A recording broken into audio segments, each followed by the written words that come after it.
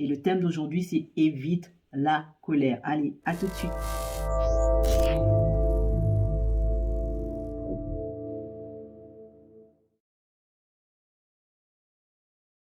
Bonjour et bienvenue à ta capsule d'édification. C'est Sylvie Marie-Laure. J'espère que tu te portes bien.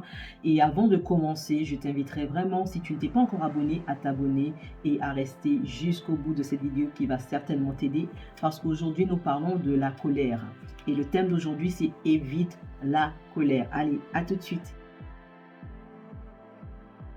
Nous sommes en train de parler de la colère et tout particulièrement évite la colère. Nous allons voir 6 points qui vont nous expliquer pourquoi il n'est pas bon de se mettre en colère et qu'est-ce que Dieu en pense exactement. Alors, tout premièrement, nous allons définir la colère. La colère qui est en grec, ça m'a fait sourire, mais la colère en grec veut dire choléra. Et c'est exactement, sachez-le bien, c'est la même racine que la maladie choléra que vous connaissez, qui est une maladie infectieuse, qui est très très grave et qui a fait beaucoup de morts à une certaine période de l'histoire de l'homme. Donc exactement la même racine. Ce qui sous-entend que la colère n'est pas une bonne chose. Alors, la colère, c'est un état affectif violent qui résulte d'un sentiment d'agression.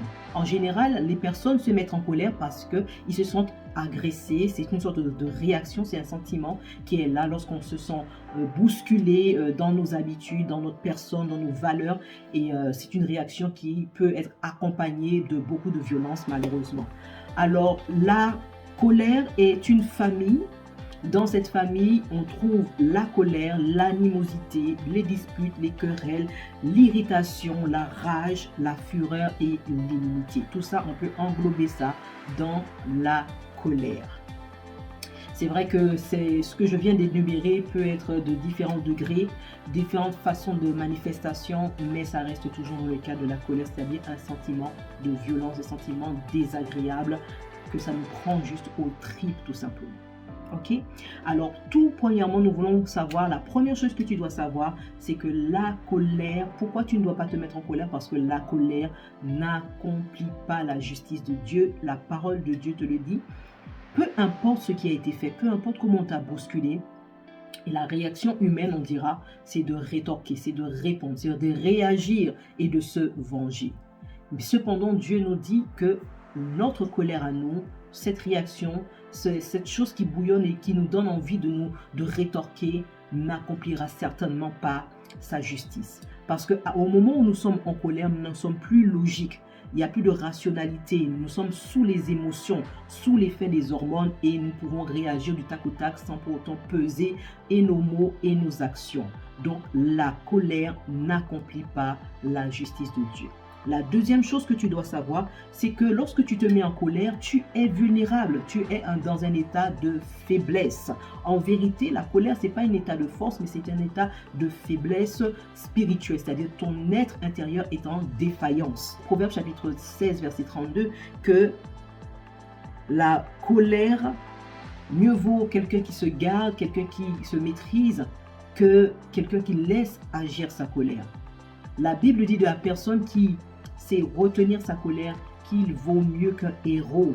Ça veut dire que lorsque tu te mets en colère, tu es pire qu'un héros, tu es pire que le dernier des derniers. La colère te fait perdre cette carrure de héros que tu as, cette carrure de maîtrise, cette carrure de géant, de pilier. Oui, la colère te donne d'être déstabilisé. La colère te fait perdre les moyens. À ce moment-là, tu n'es plus maître ni maîtresse de ta propre vie et de tes réactions. La troisième chose que tu dois savoir, c'est que la colère fait fuir les autres.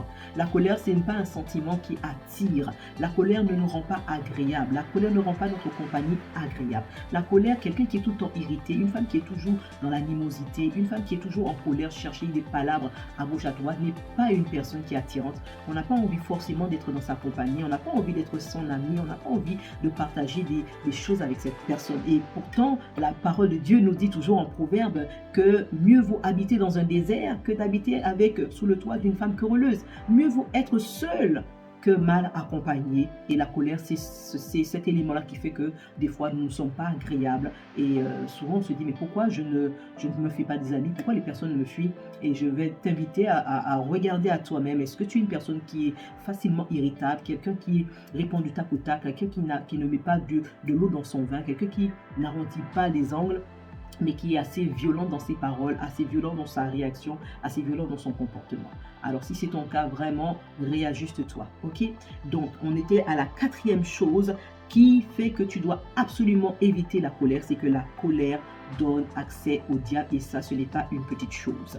Oui, lorsque tu te mets en colère, Dieu ne t'interdit pas, tu peux te mettre en colère, tu es dans un corps, tu as un sang dans tes veines, tu peux vraiment partir au quart de tout par rapport à quelque chose, un sentiment d'injustice, quelque chose qui t'a été fait, qui n'est pas bien à tes yeux. Oui, tu peux te mettre en colère, mais ce que nous voulons, c'est éviter vraiment de rentrer dans cet aspect de colère, parce que lorsque nous rentrons dans la colère, si nous n'avons pas l'esprit de Dieu, si nous n'avons pas la sagesse, bien aimé, il est compliqué de sortir dans cet état, puisque le diable aime lorsque tu es faible. C'est là qu'il envoie ses pensées, c'est là où il agrémente encore les pensées, les suspicions et toutes sortes d'a priori, de préjugés dans ton cœur.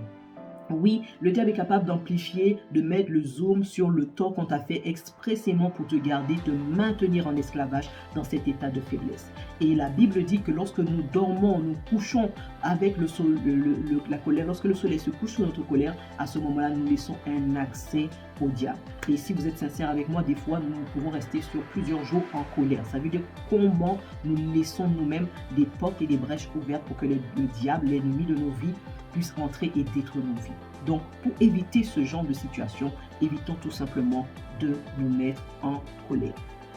La 5e chose que tu dois savoir, c'est que la colère fait partie des œuvres de la chair. Et en tant que femme spirituelle, tu n'es plus charnelle, mais tu es conduit par le Saint-Esprit. Et Galate le dit que les désirs de la chair font guerre aux désirs de l'esprit. Et malheureusement, la colère fait partie de ces choses qui font la guerre à la présence de Dieu dans ta vie. Malheureusement, la colère, c'est ce qui va t'empêcher à irradier, à empêcher de vivre pleinement Christ en toi. Oui, la colère fait partie des œuvres de la chair. La 6e chose que tu dois savoir, c'est que personne d'autre que Dieu n'est habilité à manifester une saine colère. Pourquoi? Parce que Dieu est omniscient. Il connaît tout. Il connaît le début, la fin, il connaît les cœurs des hommes, il connaît les vraies motivations, il connaît les vraies raisons, il connaît le vrai temps, il connaît toutes choses. Donc lui seul est capable, s'il y a besoin de manifester une colère, c'est à Dieu seul d'en juger. Il le dit en Romains chapitre 12, verset 19. Ne vous vengez pas, mais laissez agir la colère. Il ne s'agit pas de ta colère, parce que la Bible dit qu'il est écrit: à moi la vengeance et la rétribution, dit le Seigneur. Oui, tu peux avoir été bousculé, tu peux être frustré. Tu peux même avoir des mauvaises pensées, tu peux même avoir envie de te venger, mais par la sagesse de Dieu, par l'Esprit de Dieu, je t'encourage, toi qui regardes cette vidéo, à ne pas te mettre en colère, parce que tu perds la raison, tu perds l'orientation. Voilà pourquoi en état de colère, souvent nous libérons des paroles, nous posons des actes que nous finissons par regretter. Dieu seul est capable de te venger. Laisse Dieu te venger et toi, pardonne tes offenseurs. Voilà pourquoi tu dois éviter de te mettre en colère. La colère te fait perdre ta gloire, tout simplement. C'est facile à dire, mais pas facile à faire. Mais je veux t'assurer qu'avec le Saint-Esprit, tout est possible. Confie-toi en l'Éternel, ne t'appuie pas sur ta sagesse, et Dieu te promet que lui, il agira en ta faveur. À moi la rétribution, à moi la vengeance, dit le Seigneur. Que Dieu te bénisse, et je te dis à très prochainement pour une autre capsule d'édification. Que Dieu te bénisse et je te dis à très bientôt.